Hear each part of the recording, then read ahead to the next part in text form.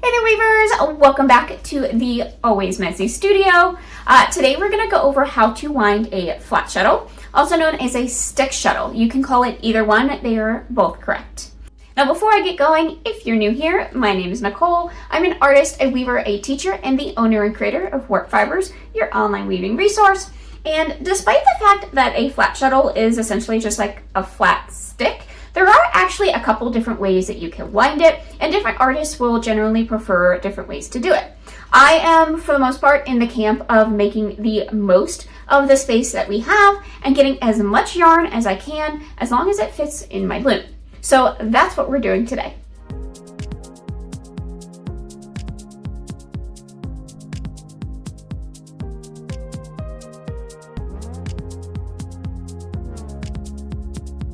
Alright, so to start us off, this is our flat shuttle without any yarn on it, so completely bare.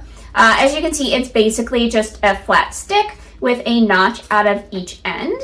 And so with that notch, you then have these two little sticky outy bits, which I usually call tines. So I will refer to these when I start to actually wind the shuttle, but these are the tines of the shuttle. So they come in a lot of different sizes. I'd say this is like a small to medium one. You can get them really large. This is definitely a larger one that I use for my Kromsky rigid Shuttle loom, which is 32 inches wide, I think. But you could also use this for a floor loom, like my 36-inch Harris full floor loom or anything like that. But really, they're all gonna wind up exactly the same. So I'm gonna show you and demo on this small one.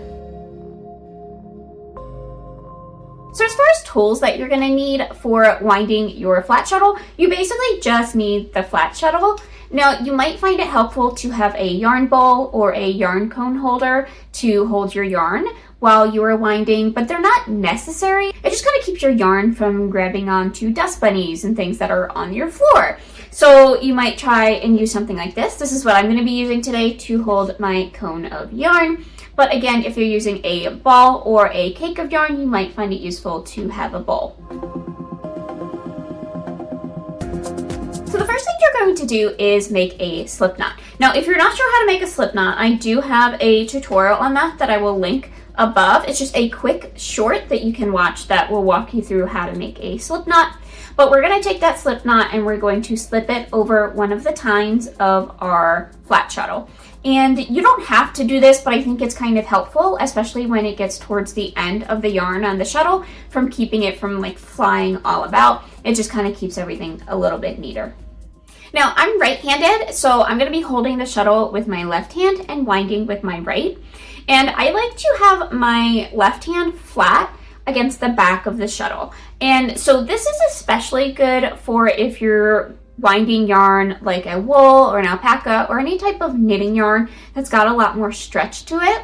By putting your hand here and actually wrapping around your hand, it will keep the yarn from stretching too much while it is on the shuttle. So while this cotton yarn that is a weaving specific yarn doesn't really have stretch to it, I think it's just kind of best practice just to keep your hand there and to wind around your hand.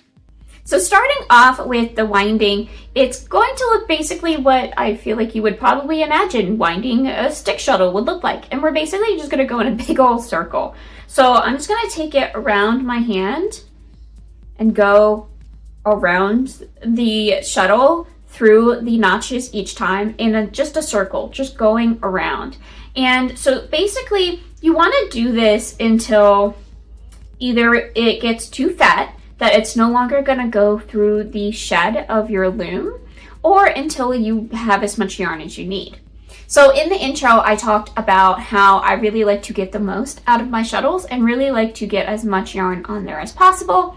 And while that is generally true, especially if I'm weaving something like a scarf that's got a lot of yarn of like the same color, where I really don't want to have to start and stop new yarn super often, I will try and get as much on there as possible. But if I have like an accent color or just some yarn that I'm not going to use a lot of, I'm not going to fill up the entire shuttle. I'm just going to put on what I need.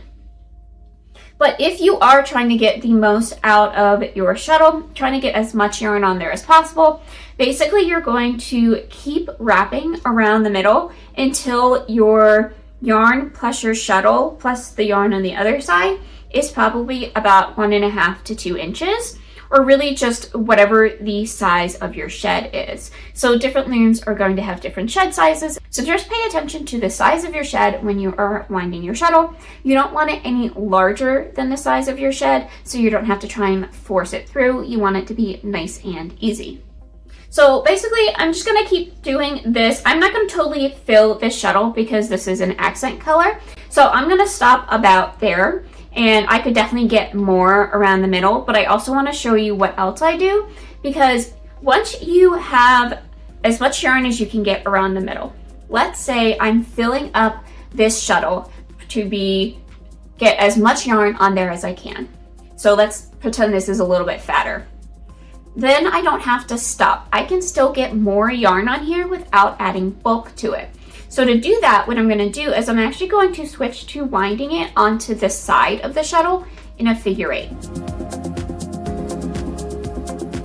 So I'm going to take it. So right now my yarn was coming from the front and around. And instead of going to the back again, I'm instead going to take it to the front of my shuttle and then back to the front.